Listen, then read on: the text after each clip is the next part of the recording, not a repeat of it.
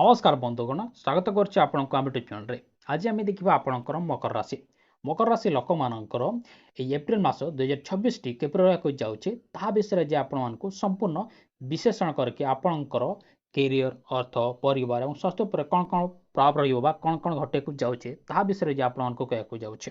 तो चलते प्रथम नजर आपणकर ग्रह मान स्थिति कौन कहे देखते कि मकर राशि एप्रिल 2026 ग्रह मान स्थिति बहुत खास रहा जाऊँचे।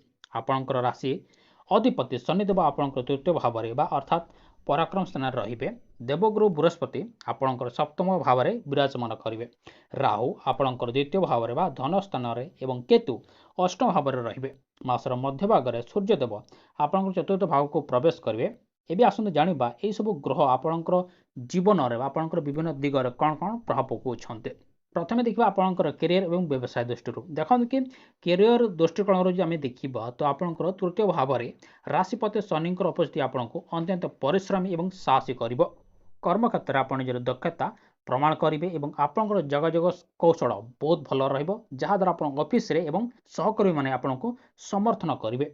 अन्यपटे सप्तम भाव में बृहस्पति स्थिति व्यवसाय मान एक सुवर्ण सुजोग आनीदेव नुआ पार्टनरशिप किंबा व्यवसाय विस्तार यह एक शुभ समय होगा जाऊँचे।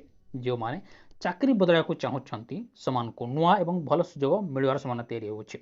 तो आपण प्रतिकार हो कि कर्म क्षेत्र में नियंत्रण सफलता और समस्त बाधा विघ्न को दूर करने प्रति शनिवार दिन आप कला राशि बा कला तिल मिसाई जल शिवलिंग अर्पण करूँ जहाद्वारा आप कैरियर और व्यवसाय भल खबर आपको देखा मिल। एवं आसतु देखा आपंकर आर्थिक स्थिति किपर एप्रिल मासरे आर्थिक स्थिति कथा कहूँ गले देखते कि द्वितीय भाव बा धन स्थान में राहुंकर अवस्थान कारण टंका पैसा को लेकिन आप जीवन टी समस्या देखा मिल पाए। हठात किसी धन प्राप्तिर जग तैयारी होची किंतु अଯଥା खर्च आपण जीवन में बढ़िवार से तैयारी होची। तेणु बजेट प्रस्तुत करने बेले आप भल भाव तैयारी करूँ। देखते कि आपंकर सूर्यदेव एप्रिल 14 तारीख पर आपंकर चतुर्थ घर को प्रवेश करेंगे जहाँफल भूमि गाड़ी किंबा पैतृक संपत्ति किणवा को लेकिन आपंकर भल खबर तैयारी होचे। निवेश करा पूर्व आपको गोटे कथा कहे कि आप जिनस को भल भाव निरीक्षण करते जांच करके आप निवेश करूँ ना आपंकर छोट भूल आपको जीवन में क्षति आनी पारे। तो आपण प्रतिकार हो कि आर्थिक समृद्धि बजाय रखा एवं अଯଥା खर्चरू बचाई आप माता लक्ष्मी उपासना करूँ। शुक्रवार दिन धला रंगर मिठा दरिद्र व असहाय को बांटतु जहाद्वारा आपंकर आर्थिक स्थिति सुदृढ़ रहिबो।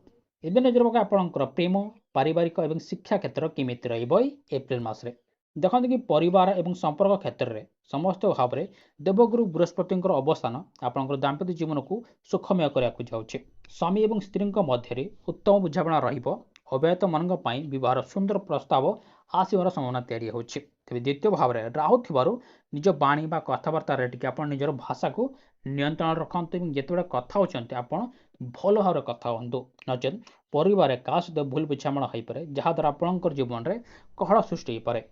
छात्र छात्री मानी मसटी कठिन परिश्रम समय को जाऊँचे। उच्च शिक्षा चेष्टा करता विद्यार्थी मानक सकारात्मक फल देखा मिल पाए। तो आपण मान प्रतिकार हो कि पारिवारिक शांति और शिक्षा क्षेत्र में एकाग्रता प्रतिदिन सकाळे आपण घर वयस्क व्यक्ति मान आशीर्वाद नियंतु एवं गुरुवार दिन कदली गछ मूल जल अर्पण करूँ जहाद्वारा आपंकर जीवन में खुशी रही। आसते देखा आपंकर स्वास्थ्य जीवन देखते कि स्वास्थ्य जीवन को लेकिन आम देखा तो आपंकर स्वास्थ्य विभाग में मसटी विशेष सतर्कता आपको अवलम्बन कराया पड़ो। अष्टम भाव में आपंकर राहुंकर उपस्थिति कारण हठात किसी स्वास्थ्यगत समस्या आपको जीवन में देखा दे पारे विशेषकर पेट किंबा हाड़ संबंधी रोग आपको जीवन में देखा दे पारे। निजर खाद्यपेय प्रति अवहेला करूँ ना बाहर यात्रा कला बेले किंबा गाड़ी चलवा समय अधिक सावधान आप रही गाड़ी चलातु कारण एप्रिल मध्य भाग में सूर्य चतुर्थ घर को गला बेले छोट मोट आघात आपको जीवन में देखा दे पारे। नियमित योग और व्यायाम आपन को सुस्थ रखिबो। तो आपण प्रतिकार हो कि शारीरिक और मानसिक स्तर में सुस्थ रहा तथा केतुंकर खराब प्रभाव को कमाई आपण प्रतिदिन मंगल दिन आप हनुमान चालीसा पाठ करूँ जहाद्वारा आपंकर स्वास्थ्य भल रहा जीवन में शांति रहिबो। दर्शक बंधुगण यह थिला मकर राशि व्यक्ति विशेष एप्रिल 2026 संपूर्ण ग्रहफल एवं मासिक राशिफल आशा कर आपको बहुत भल लगी बहुत बहुत धन्यवाद।